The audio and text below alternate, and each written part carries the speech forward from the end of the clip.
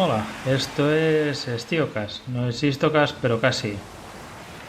Soy Tony, @Lord Cirencester, y os llevaré a vuestra mesa del chiringuito este Istocast para que lo toméis frío y templado y lo escuchéis tranquilamente y así os ahorréis tener que escuchar de nuevo la canción del verano.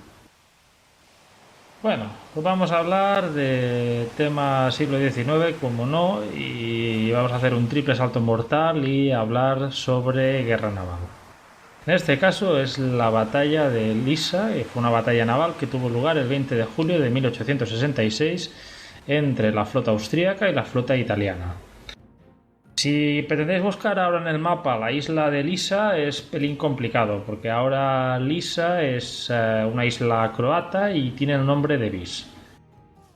Y bueno, fue una zona ya disputada previamente, ya hay batallas navales precedentes durante la época napoleónica, pero en este caso nos centraremos en un choque de naves blindadas que tuvo lugar en la llamada normalmente Guerra de las Siete Semanas, aunque en Italia la conocen como la Tercera Guerra de la Independencia.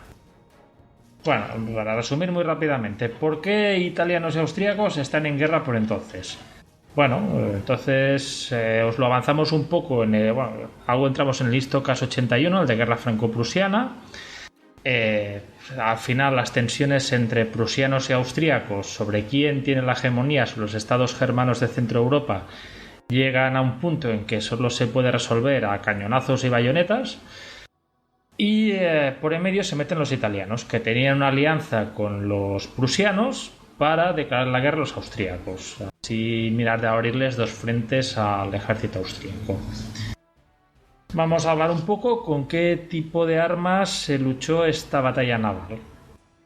Y básicamente el protagonista es el buque blindado. Los buques blindados son muy parecidos a las naves de la época napoleónica, las naves de madera y vela. Lo que pasa es que los cascos, si no completamente, en muy buena medida, están reforzados con blindaje metálico, con lo cual, bueno, evidentemente son más resistentes a los cañonazos. El primer buque blindado de la época es el francés Blois, que posteriormente, bueno, entre los franceses sacan un buque, los británicos sacarán otro, el HMS Warrior. Posteriormente estos buques se convertirán en la herramienta principal de todas las marinas de guerra europeas. Se trata de buques en buena medida propulsados a vapor, con unas turbinas, y en la configuración de las armas hay algunos que tienen las piezas de artillería en los lados, en las bordas, y también encontramos algunos casos en que estos buques tienen unas torretas con las cuales tienen dentro los cañones y así consiguen moverlos para que se puedan enfrentarse al enemigo. Para más señas sobre este tipo de tecnología, evidentemente hemos tratado este tema anteriormente, concretamente en el Istocast número 8, el del factor de la victoria, donde Javier Beramendi nos narra la batalla entre el USS Monitor y el CSS Virginia o CSS Merrimack. Esto os da un poco las nociones de cómo eran las armas de la época. Hemos hablado del conflicto, hemos hablado de las armas y ahora hablemos de las dos marinas que hay allí enfrentadas, la italiana y la austríaca. Y empezaremos con los italianos. Que en este caso, bueno, la Italia de entonces no es la Italia que vemos ahora en los mapas. Faltaban partes importantes, concretamente la zona del Lazio, que eran los estados pontificios que estaban a manos del Papa, y la zona del Véneto, que se disputará en este conflicto, la zona de Venecia. Entonces, todo el resto, a medida que han habido diferentes guerras, se han ido unificando al reino de Cerdeña-Piemonte y han formado el Reino de Italia. Y como todo reino necesitaba una marina, que es la Marina Real o Regia Marina en italiano. La Regia Marina nace en 17 de noviembre de 1860 de la unión de las marinas del Reino de Piemonte-Cerdeña, del Gran Ducado de Toscana, del Reino Borbónico de las dos Sicilias y de otros estados menores. Es una flota muy heterogénea en principio, que solo cuenta con 2 navíos blindados y que se embarcará en un ambicioso programa de modernización intentando construir 16 buques blindados. van haciendo las comandas a diferentes astilleros en diferentes partes del mundo y, por ejemplo, en los astilleros franceses de Saint-sur-Mer se construyen dos buques, el Varese y el Palestro. En Estados Unidos se encargan dos fragatas blindadas, la Re d'Italia y Re di Portogallo. Pero estas dos fragatas se ven en medio de un lío político-diplomático. ¿Por qué? Bueno, entonces también había una cosa que se llamaban las agencias de rating, parecidas a las actuales, que se han hecho tan famosas últimamente, y que daban a entender que la solvencia del Reino de Italia, un reino recientemente unificado, poco integrado, joven, que se ha embarcado en un proceso de renovación naval muy bestia, posiblemente al final no puedan pagar, o sea, se estén endeudando por la camisa. Qué raro. Y da la impresión, algunas lumbreras de Estados Unidos pensaban que muy posiblemente lo que fueran a hacer los italianos cuando recibieran esos buques sería vendérselos a los confederados. O sea, no olvidemos que Estados Unidos por entonces está en la guerra de secesión de norte contra sur. La Marina del Norte es la predominante, pero el sur va haciendo también incursiones. O sea, en un estíocas previo ya hablé de RAF SEMS y del CSS Alabama. Claro, pues el que los italianos al recibir los buques allá a Italia, posteriormente se los vende a los confederados, que tripulantes confederados los estén allí tripulando y sigan haciéndole la guerra a la Unión. Con lo cual, bueno, dentro de la lista de prioridades del astillero web, que es el que le encargan estos buques, estos, el Re d'Italia y el Re di Portogallo, quedan en lo más bajo y se emplean los materiales que sobran y la madera de baja calidad. Y eso, bueno, como veremos posteriormente, tendrá consecuencias catastróficas. Pero mientras tanto, en Londres se está construyendo otro buque, que me parece que es el buque que tiene el nombre más legendario de todos los buques que han habido, que es el Affondatore. O sea, Affondatore en italiano quiere decir el hundidor. O sea, ya vemos que es un nombre que ya denota una claridad de intenciones. Y el Affondatore, bueno, pese a que su armamento cuenta con dos grandes cañones de 10 pulgadas que le dan mucho punch, su arma principal es un gigantesco espolón que tiene en el morro de delante. O sea, no solo pese a que tenemos artillería y cañones en esa época, también esos buques iban con espolones para mirar de clavárselos en los buques enemigos y hundirlos. Esta flota de 1866 es una marina muy superior sobre el papel a la austríaca, pero esta renovación de la flota no ha sido muy bien gestionada y esta flota carece de personal técnico. La heterogeneidad y el alto coste de las maniobras, de hacer ejercicios con estos buques, impide que se realicen, que tengan lugar estas maniobras que puedan dar experiencia a las tripulaciones. Y si además le sumamos que los mandos tampoco están a la altura de las circunstancias, pues esta ventaja que tenían sobre el papel poco a poco se va diluyendo hasta la nada. Al mando de esta flota en esta batalla estará Carlo Pellion di Persano, que por entonces contaba con 60 años y que procedía de la Marina Sarda y que ha ascendido en su carrera básicamente gracias a su origen aristocrático. Él había sido previamente ministro de Marina y había dejado una arma fuerte sobre el papel a su sucesora, Giovanni de Pretis. Pasa que las habilidades que pudiera tener como gestor, organizador, que ya hemos visto pues, que sí estaban ahí, pero quizá tampoco en las mejores, ya veremos que en lo que se refiere a capitanear buques de guerra van a ser tendentes a cero. Muy bien, hemos hablado de un contendiente y ahora vamos a hablar del otro, que es la Kaiserliche Kriegsmarine, la Marina de Guerra Imperial de los austríacos, que es una arma menos moderna que la italiana y con unos marineros de orígenes muy heterogéneos. O sea, tienes tanto eslavos de Dalmacia, germanos, la mayor parte de artilleros son checos y también incluso cuentas con gente de origen italiano de la provincia del Véneto, de la zona de Venecia.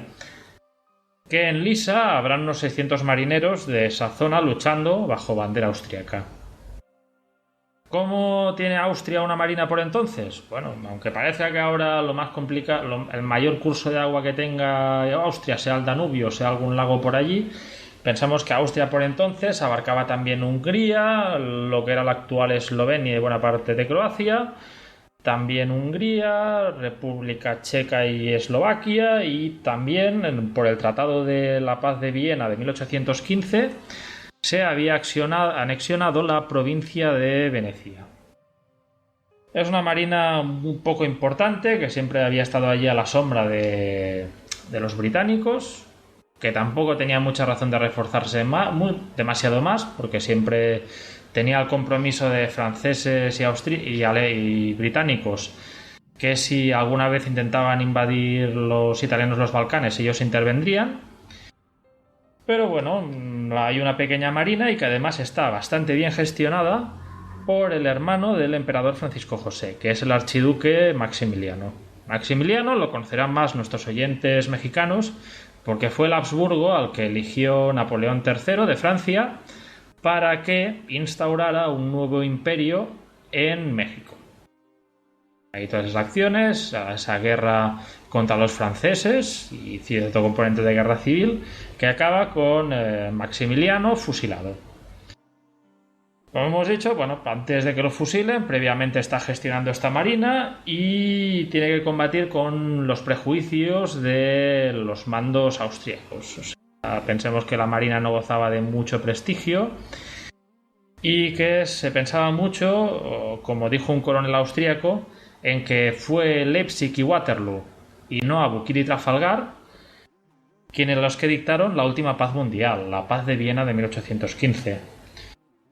Bueno, pese a que es una marina pequeña, hay que decir que es una marina con experiencia, porque previamente, durante la guerra entre prusianos y daneses, la guerra de los ducados, la que si veis la serie de televisión de 1864 se narra allí, hay una pequeña escuadra austríaca que viaja por el Mediterráneo, sale hasta el Atlántico y lucha contra la flota danesa que por entonces estaba bloqueando las costas prusianas.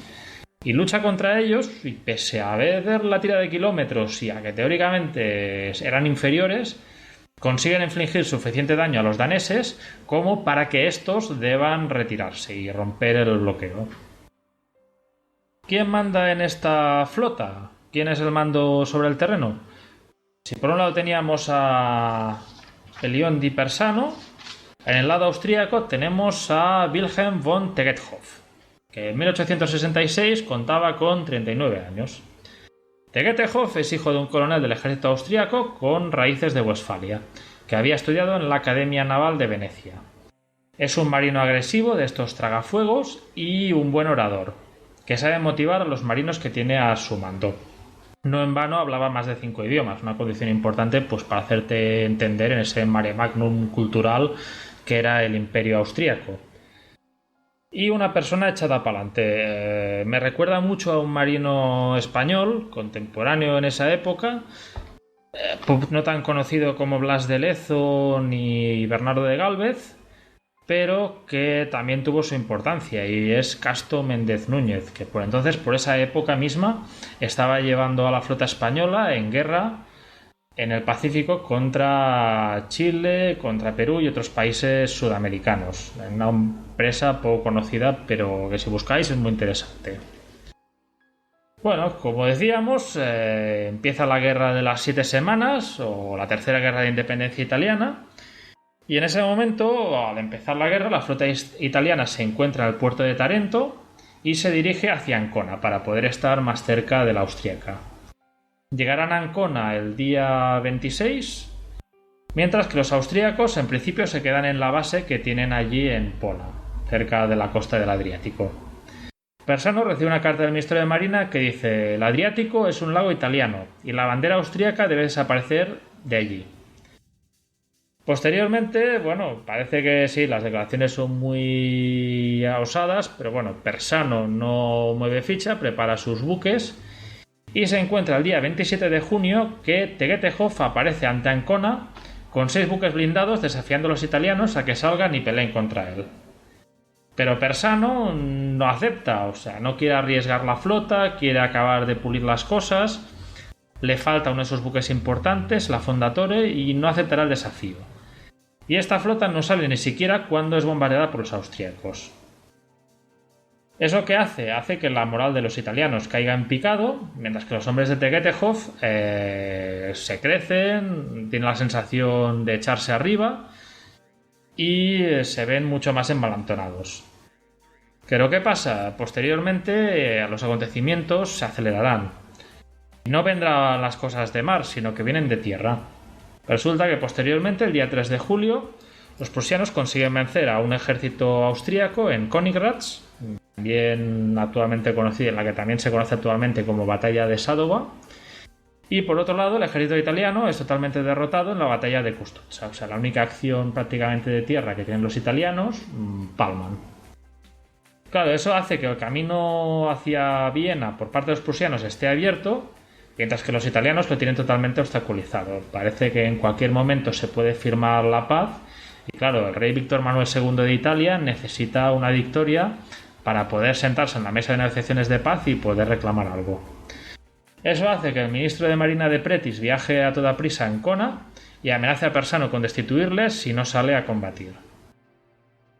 Con esta situación aquí, al final se plantea una operación militar contra la isla de Lisa, que está a unos 20 millas náuticas de la costa de Dalmacia, una posesión austrohúngara, que si los italianos la capturaban podían controlar todas las rutas de comercio naval de la zona. Además, y era importante tenerlo en cuenta, la isla estaba más cerca de la base naval italiana de Ancona, a unos 240 kilómetros, de lo que lo estaba de la austríaca de Pola, que estaba a 360 kilómetros, que era algo muy a tener en cuenta en una época en la que los barcos navegaban con vapor. Claro, confiando en que los austríacos saldrían inmediatamente a perseguirles, Persano decide prescindir de buques carbonero y de aprovisionamiento y va a combatir, pues, por decirlo de una forma, literalmente con lo opuesto. No lleva suministros que le puedan lentecer. Quiere su flota para dar un golpe rápido, tomar la isla de Lisa y ya pues dar una gran victoria a Italia. Esta flota italiana, la de la Regia Marina, abandona el puerto de Ancona el 16 de julio y 2 días después llega a Lisa, donde le esperan una serie de fortificaciones, como son los fuertes de Bentinck, de Jorge IV, de Wellington y Madonna, donde hay 1.800 austríacos armados con 88 cañones dispuestos a plantarles cara. Ya Persano, con la flota instalada allí, decide que el grueso de la flota ataque el puerto de San Giorgio, mientras algunos buques llevan a cabo una distracción en otros puntos de la isla, dividiendo su fuerza en 4 grupos. Para poder ver si llega la flota austríaca solo queda un buque de reconocimiento, el Exploratore, y además, para poner las cosas más complicadas, los italianos cometen un error de bulto, y es que había un cable telegráfico que conectaba a Lisa con el continente europeo, al resto del imperio austríaco, y no lo cortan hasta las 8 de la noche del día 18. Lo cual, claro, hace que Tegetejov esté ya informado del tamaño de la flota enemiga y de sus posiciones. Tegetejov, hombre, no se ha quedado con los brazos cruzados, ya tiene una flota preparada con los fondos de los buques limpios para que vayan más rápido, y además los austríacos han requisado todos los buques carboneros para que su flota pueda llegar a Lisa en condiciones. Y mientras tanto también, otra cosa que ha hecho Tegetejov ha sido pintar sus buques de negro, para distinguirlos mejor del color gris con el que estaban pintados los italianos. Claro, él sabía que se enfrentaba a una flota italiana superior en número, con más y mejores cañones. Por 176 cañones austríacos, los italianos presentan 243. Y mientras los italianos tienen 208 cañones de boca rayada, que quiere decir que en la boca, dentro del cañón, hay una serie de estrías que hacen que el cañón, que el proyectil, cuando sea disparado, gire dentro del cañón y así consiga salir más recto y más preciso. Pues bueno, contra 208 cañones de boca rayada austríaco, 208 cañones italianos que pueden lanzar 6.359 kilogramos de artillería, de fuego, de metal, los austríacos solo tienen 74 cañones que no disparan más de 805 kilos, prácticamente casi una octava parte de lo que de la potencia de fuego de los italianos. Por eso Tegetejov da a sus capitanes instrucciones para que busquen contacto con los buques enemigos hasta formar una especie de melee, de forma que puedan clavar los espolones que llevan delante. Sus órdenes más sencillas no pueden ser. Él dice textualmente: cuando entremos en combate debéis espolonear todo lo que esté pintado de gris. Parece al principio, pues bueno, que luchando contra unos buques artillados sea una táctica muy temeraria, pero su razón tenía, y es que el corto alcance de la artillería naval de la época, que no llegaba a más de kilómetro y medio, y la alta velocidad que podían tener estos buques, entre 10 y 14 nudos, hacían que este plan fuera factible. Y también recomienda que si han de disparar, no lo hagan a los flancos blindados de los buques enemigos, sino que disparen a sus puentes y a sus superestructuras. Y nos encontramos con que la flota austríaca abandona Pola a las 2 de la tarde del día 19 e inmediatamente se pone en formación de combate de 3 divisiones.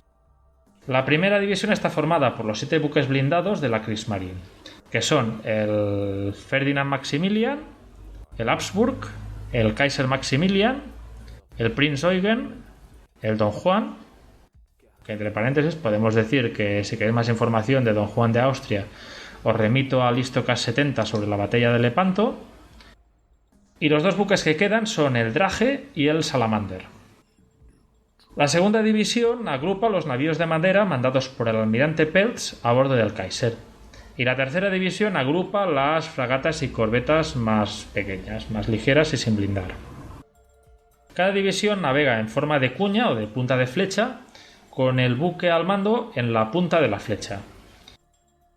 Y aunque empezó a hacer mala mar, que en principio dificultaba la navegación de los austríacos, esto jugó a favor suyo, pues demora su llegada a Lisa hasta la mañana del día 20 a las 8. En ese momento, los italianos están preparando el asalto final al puerto de San Giorgio. Sus esfuerzos previos habían resultado infructuosos, y es más, uno de sus mejores buques blindados, el Formidabile, quedó tan dañado que no puede luchar en la batalla que se cierne, pues estaba a camino de Ancora para ser reparado. El resto de la flota solo tenía carbón para un día, y menos de la mitad de su munición. Habían estado bombardeando las posiciones fortificadas de Lisa con poco resultado. Ya prácticamente Persano tenía que tomar Lisa o volver a casa en desgracia. Pasa que la inesperada llegada de la flota austríaca les sorprende sin que se haya preparado un plan de batalla para el enfrentamiento que se cierne. Solo había dado órdenes para que se atacaran los buques blindados cuando estuvieran a 500 yardas y los de madera a 1000 yardas para poder hacer algún efecto. Es más, también hay que decir por parte italiana que cuando recibe Persano la noticia de que los austríacos se acercan, se gira con desdén y dice «Ecco bene i pisciatori», que quería decir «Mirad, aquí vienen los pescadores», como despreciando a la marina austríaca. Persano ordena que la flota forme en línea en dirección noroeste. Pasa que ya empieza a tener problemas, porque 2 de sus buques blindados, el Rey di Portogallo y el Castelfidardo, estaban averiados y tuvieron que ser reparados a toda prisa. También tenía otros 2, el Varese y el Terrible, que estaban al otro lado de la isla atacando Porto Comisa en el sur, y tienen que venir a toda velocidad a luchar. Eso también da tiempo a Persano a que ordene al almirante Albini, que manda los vapores no blindados, de suspender el desembarco que tenían planeado en la isla. Pasa que, no todos son problemas para Persano. El mal tiempo hace que los austríacos no estén en posición para combatir hasta las 10 de la mañana. Tegethoff, como Nelson en Trafalgar, iba a lanzarse con su formación en punta de flecha contra la línea italiana, lo cual hace que prácticamente reciba fuego de todos del costado de los buques italianos, que lo puedan bombardear sin que él pueda responder. Pasa que es la única manera que tiene de llegar rápido al contacto, y además dentro siempre hay un binomio defensa-ataque. En este caso el que tiene la ventaja es el defensor, porque el blindaje de los buques podía contrarrestar la potencia de fuego de los cañones. En este aspecto no era tan descabellado. Además, Tegethoff quiere transmitir un mensaje a la flota con sus banderas que dice «Muss sich von Lisa werden», hemos de vencer en Lisa. Pasa que con las prisas y todo, al final el mensaje queda solo en la palabra muss, hemos de, en un imperativo. Con lo cual, a buenos entendedores, pocas palabras bastan. La formación italiana. Persano cuenta con 10 buques blindados divididos en 3 grupos, en esta línea que comentamos. En cabeza de la línea está Giovanni Vacca a bordo del Príncipe di Carignano con 3 buques. En el centro está el almirante Emilio Fadi Bruno con 4 buques, entre ellos el Re d'Italia y el Affondatore. Y en la cola queda Augusto Ribotti, con el Re di Portogale y los 3 buques restantes. Pasa que aquí ya entra el gran error que, en mi opinión, hace que la batalla acabe en derrota italiana. Y es que Persano, justo antes del principio de la batalla, decide abandonar el buque insignia donde estaba, el Re d'Italia, y dirigirse a la Affondatore para poder luchar en su buque estrella. Pero comete el error de no informar de ello a sus jefes y se olvida también de cambiar el pabellón que llevaba en ese buque, el pabellón que lo señalaba como buque insignia. O sea, no se lleva el pabellón de buque insignia del Re d'Italia a la Affondatore, o sea, lo deja ya en el Re d'Italia. Claro, eso hace, aparte de gastar un tiempo importante, unos 10 minutos que es lo que se tarda en llevar a cabo el transbordo de un buque a otro, esto hace que prácticamente el almirante pierda el control de la flota, que va esperando señales de su buque insignia sin resultado. Y además este transbordo genera un hueco entre el centro y la división de cabeza de los italianos. Y por este hueco se meterá Tegetejov, cubierto por el humo de los cañones de los buques del almirante Vaca, que han disparado demasiado pronto. Es un avance que no es sin bajas. Por ejemplo, en el caso de los austríacos, el capitán del buque blindado Drage es decapitado por un proyectil. Pasa que en la confusión esta del choque inicial, cuando los italianos entran, rompen la línea y cruzan la T de los italianos, los austríacos maniobran mejor y consiguen concentrar sus fuerzas contra el centro italiano, que no cuenta con el Affondatore, que se revela como un buque complicado de maniobrar. Claro, un espolón tan grande es difícil de manejar y veremos que durante la batalla va dando vueltas intentando clavar su espolón en algún buque enemigo, pero sin éxito. Bueno, mientras tanto, los austríacos también reciben lo suyo. Por ejemplo, también muere el capitán del buque austríaco Novara y dicho buque sufre 47 impactos. Mientras el San Martino logra esquivarles, el Palestro recibe una salva austríaca en su reserva de carbón y debe abandonar la línea italiana en llamas. El buque insignia, el Re d'Italia, recibe tal castigo que acaba inmovilizado y ofreciendo su flanco al Ferdinand Max, al buque insignia austríaco. Tegetejov no desaprovecha la oportunidad y le dice a su timonel: «Daghe dentro, Nino, que i butè mi affondi», que vendría a ser, entiendo, como «Vira, Nino, que se les hunde desde abajo». A 11 nudos y medio, el buque insignia austríaco, de donde sale un grito de «Viva San Marco», muy revelador de las lealtades de los marineros que están a bordo, golpea al Re d'Italia en su babor y hace que este buque a las 11:30 acabe hundiéndose con entre 391 y 440 marineros muertos. De esto no hay cifras fiables. Pensar que estamos hablando de un complemento total de 565 marineros. Y entre las bajas, entre los muertos, está Fadi Bruno, el almirante que mandaba ese buque, que se suicidará de un disparo en la cabeza. Claro, tras el naufragio del Re d'Italia, que los italianos creían que era el buque insignia, la batalla queda prácticamente sentenciada. Persano, que estaba a punto de espolonear el viejo navío Kaiser, que había quedado gravemente dañado, da media vuelta y los marineros del Ferdinand Max, que vienen de esquivar la carga de la Ancona, otro buque que iba por allí, tienen una sorpresa, y es que reciben una salva de la Ancona, pero salen indemnes. ¿Por qué? ¿Qué ha pasado? Pues que en medio de la confusión los artilleros italianos se han olvidado de cargar los cañones. No olvidemos que también, dentro de los italianos, por allí estaba dando vueltas el almirante Albini con los buques de madera, los que había apartado para que no pudieran sufrir daño por parte de los buques acorazados. Y llega un momento en que Persano le ordena que se una a la refriega. Pasa que Albini lo ignora. Persano y Albini ya habían tenido una bronca previamente durante el día por alguna situación y bueno, pues evidentemente Albini decidió hacerse el sueco literalmente. Claro, a las 2:30 hay el otro momento clave de la batalla, y es que el Palestro, que hemos dejado antes, que estaba con las reservas de carbón ardiendo, explota, sobreviviendo solo 19 de los 230 marineros a bordo. Los italianos, en este momento de la batalla, aún cuentan con 8 buques blindados y 7 vapores sin blindar. contra 7 buques blindados y 3 vapores sin blindar de parte austríaca. Pasa que los italianos ya no tienen estómago para más lucha y Persano ya repliega su flota y larga velas hacia Ancona. Y aquí Persano, llega al puerto el día 21 y no se le ocurre nada mejor que declarar que ha conseguido una gran victoria, que les ha pegado una paliza a los italianos. Para mirar de un poco a callar las posibles críticas, supongo, y también para aprovechar este bluff a ver si con esto consiguen alguna ventaja en la mesa de negociaciones. Pero al final, la realidad se impone. Tiene 2 buques blindados hundidos, el Re d'Italia y el Palestro, 3 más que están dañados, entre ellos la Fondatore, que al final de todo el castigo de artillería que ha recibido se hunde al cabo de unos días, y más de 620 muertos. Claro, a medida que se filtran estos detalles, se desata un huracán en Italia. Persano acaba afrontando un consejo de guerra y es declarado culpable de ineptitud, negligencia e impericia. Eso hará que pierda su rango y que sea expulsado de la Marina italiana el 15 de abril de 1867.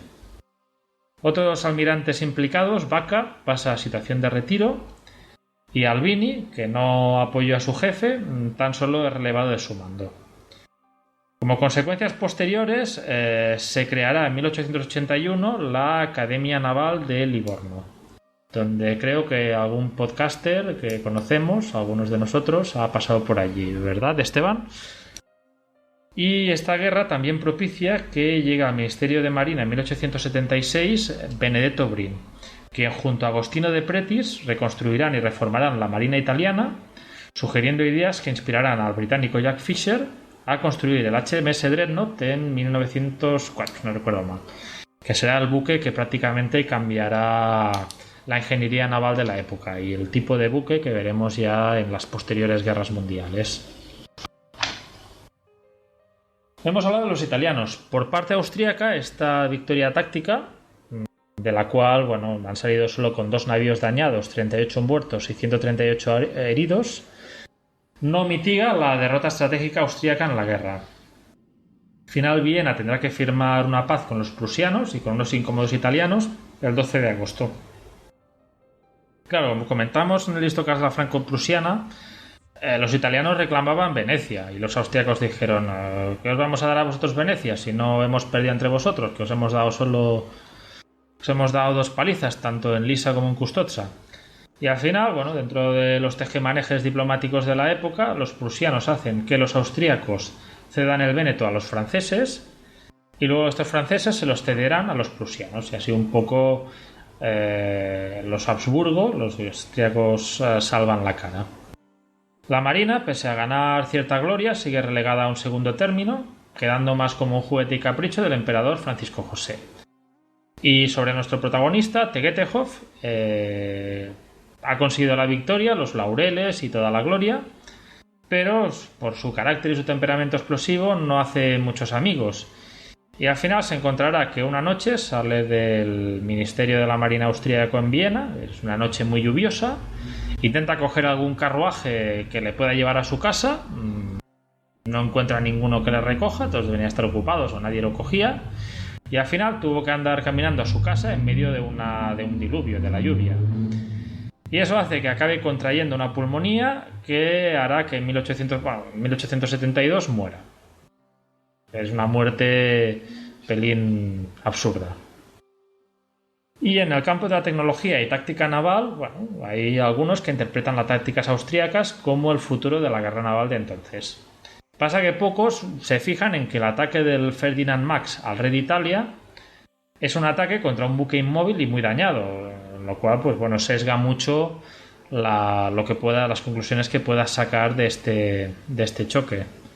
Pasa que eso no impide que posteriormente se construyan navíos con grandes espolones, a veces con trágicas consecuencias, como se ve en el primer histocast de cagadas navales, cuando hablaron del HMS Victoria.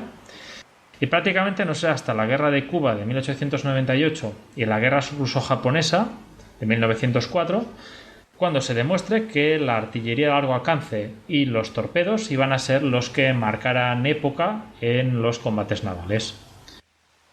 Bueno, aquí acaba este Stiocast. Daros muchas gracias por estar allí al otro lado. Es lo que anima y da ilusión a tirar adelante. Y nos vemos en septiembre en una nueva temporada de Istocas, en la quinta. Muchas gracias, disfrutar del verano y adeu.